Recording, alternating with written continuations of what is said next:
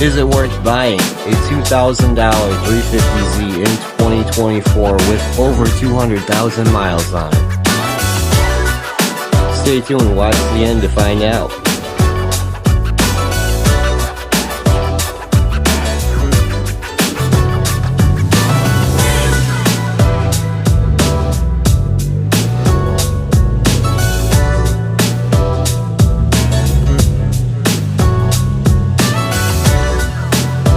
First off, we're going to show you what the car can do.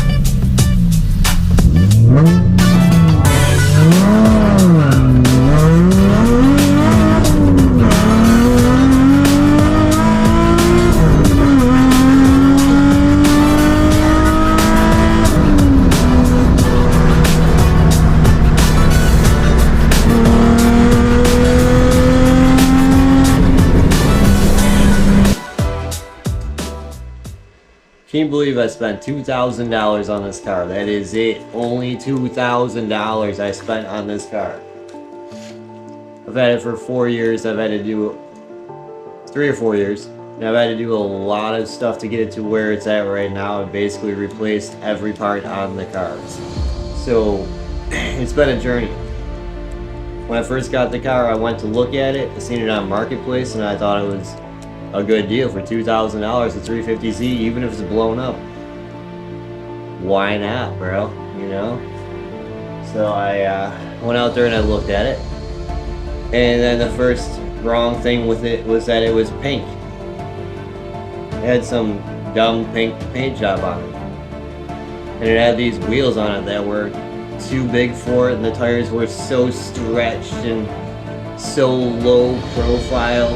I hate low profile tires. I have them on my STI, but they look good on the STI. Pretty sure they just bent a Rohana wheel, but they still look good. And you know, I don't know if I can get the wheel unbent or not, but that's off topic. We'll talk about that some other time. But I went to get the Z, and it was number one, the wrong color. It was horrible. Wheels fitment, garbage. But the biggest problem is it wouldn't even start. Like, the guy couldn't even get it to start. And he said that it was because it had low fuel, right? So I'm like, yeah, word, bud, cool, peace out. Have a good day, you know? 10 minutes later, he sends me a video of it running. Says all he did was put gas in it. So I went back over there and I got the car. Now, the second biggest problem with the car is you can't start it by the key. You basically have to have it hot wired into the IPDM box with a jump out a relay, basically. So I have a 120 volt house light switch in my dash right now because I was using the automotive ones, and yeah, I kept on leaving it on and it kept on melting and frying starters. So I got a light switch so that way I can visually see when it's on or off. And it's obviously more heavy duty in my opinion. So that happened. Got it home, and you know, I got it off the trailer, and just like I said, it was overheating in like 5 minutes, like hardcore. So then what I ended up doing is eventually I did some research. Obviously I watched hours of YouTube trying to figure it out, and basically I came to the conclusion that I should just try to bleed the coolant system. So I did that, right? And then The car stopped overheating. But I'd already ordered a new radiator, so I put in, you know, $120 radiator from eBay, you know, dual core, basically looks exactly like a Champion radiator, right? For $120. Put it in there. It's been fantastic ever since then. Never once has it overheated, unless the coolant needed to be bleeded after doing some modifications or something. Even then, it didn't overheat. You see the temperature going up, and you kind of know, okay, I need to freaking bleed the coolant. It's actually a difficult process to bleed the coolant on these cars. It takes a little bit of time, and I could do a video on that if you guys need to know how to do it correctly, because there is a proper method of doing it. If you just try to bleed it out normally, it's not going to work. So, if the car is overheating, get down in the comments and let me know, and I'll make that video and show you how to do it correctly. So yeah, this car's been pretty legit though. I mean, right off the bat, I had to fix the IPDM box, and I had to fix the wiring for the starter switch. And I had to fix the coilovers because it had Team Flex Street Z coilovers, but they're blown out. You gotta keep in mind this car had 204,000 miles on it or something like that when I originally got it. It now has 238,000, I believe. Anyways, first things I did was coilovers, and I just got some cheap ass Rev 9 coilovers. True coilover, right? They're only $350 for the full set. Still running them today. They run fantastic. You know, they're a stiff shock, you know. They're pretty stiff, but they make it handle decent. I would say they're not great for what I'm trying to do with the car. I'm trying to do drag racing a lot with it, and what happens is the rear end is too stiff because they're very stiff shocks. So it does not squat and transfer the weight as it should to get a great launch. So even on the softest setting, still too stiff, right? But anyways, those are the first things I did to the car, and then what I did is I got some test pipes. I got a Y pipe from Z1, and I hooked that up to the Nismo S-Tune cat pack that was on it. Now, because the car was on blown out coilovers for so long, it was basically dragging the whole bottom of the car on the ground when I originally got it. So that Nismo S-Tune was pretty road scraped. It was pretty rough shape. So I ended up replacing that with a tow mate. Right? So now, all those parts and everything I've got in the car at that point, basically about like maybe $1,200 plus the cost of the car, you know, maximum.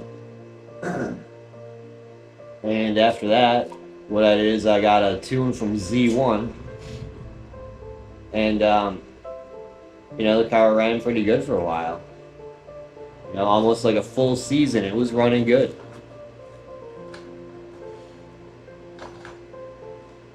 And then I did when I did the coilovers. After I did the coilovers and all that stuff, I did all the suspension arms, all of them, the front and rear, upper control arms, lower control arms, sway bar links, traction bars, camber arms, and I think there's another one in the rear too. Then after that, I did the 370Z axle upgrades. And then, you know, all that stuff done, you look at maybe like $2,000, $2,500 maximum into the car, completely, plus the cost of the car. Now, at that point, I'm running the car, and, you know, it's beating Charger RTs like nothing, like with ease. It was running really good for a while. Like I did not even run it. It was single 350Z that could be my 350Z at that point. took it in for an alignment because I had needed an alignment after I did all those suspension upgrades. And when I got the car back, it started knocking like almost immediately after that. So then I ran into a huge issue where I had a rod knock problem for almost a whole year straight. So like the engine was fried toast, so I kind of just put it down for a couple months. Then I picked up a new motor I seen on Marketplace. This guy had up, went and bought it, put it in there, had high hopes, you know, put headers on it, all that stuff, DC short headers, and well, that motor had rod knock the second it started, right? That was great. Just kicked over my coffee, don't mind me. So that was fantastic. Fantastic waste of $1,500, but be careful with who you deal with on Marketplace. Just be careful. There's shady people out there, literally selling broken shit. Okay. So then, what I ended up doing is I decided that I was gonna build a VQ, right? Pistons, rods, all that. I'm gonna build one from the ground up. But then I found one on Marketplace. Some guy was selling a fully built motor with paperwork from a local machine shop. You know, after I have this experience with Marketplace engines, I, for some reason, still jumped right into that, right? But then I decided to get cams for the motor and all that, so I sent it right back to the machine shop to do the head work. And in that time, I found another stock VQ on Marketplace. I went and I bought that for $700. That's the motor that's still in this car now.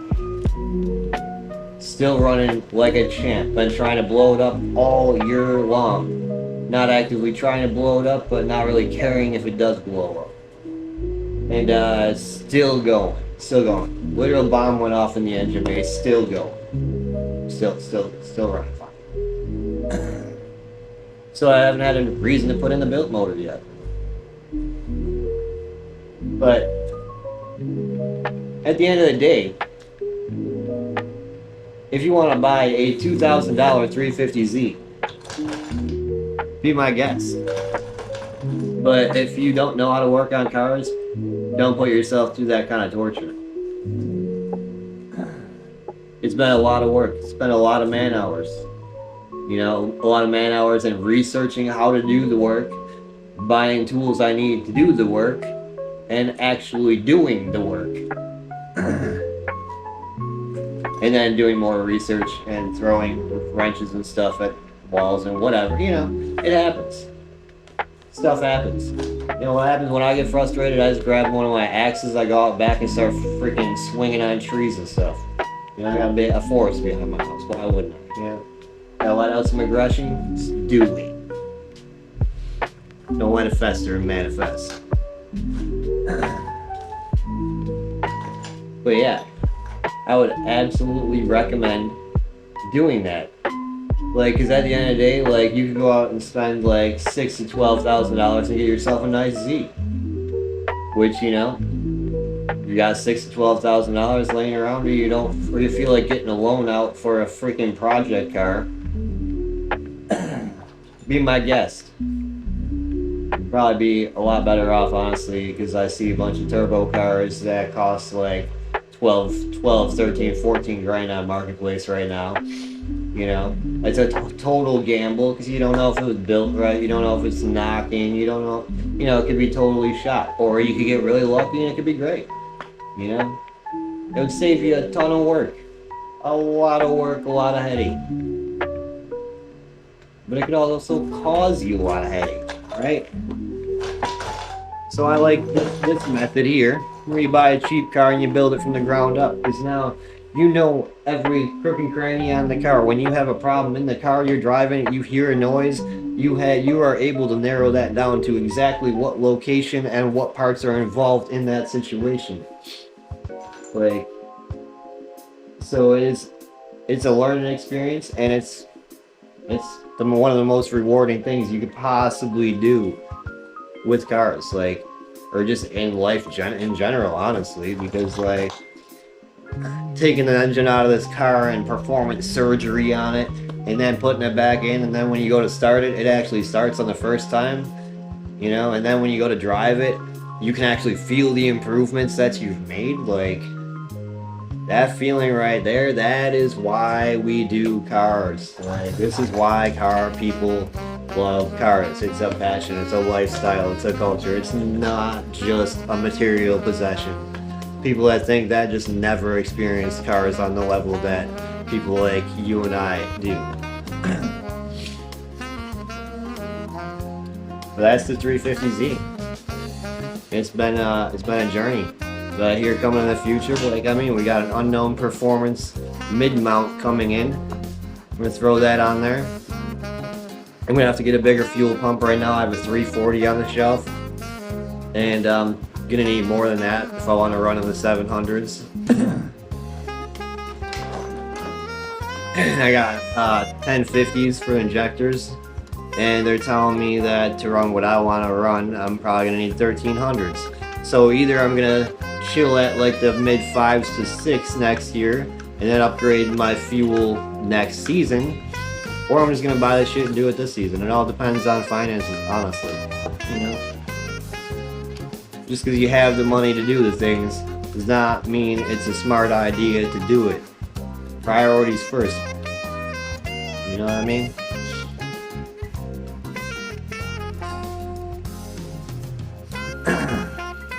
Well, thank you guys for watching, you know. It's been real. There's more shenanigans to come in the future.